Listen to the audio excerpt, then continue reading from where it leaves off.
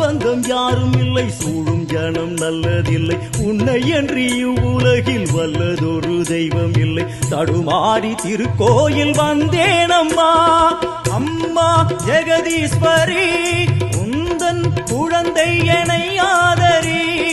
அம்மா ஜெகதீஸ்வரி, உந்தன் குழந்தை எனை ஆதரி. நீ வந்து தாயாக என்னை தாங்கணும், உன் மடி மீது தலை வைத்து நான் ஏங்கணும்.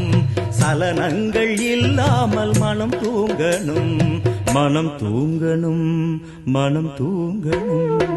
எங்களுக்கு குறையும் உண்டு, அதனை நான் அழுது சொல்லலாம்.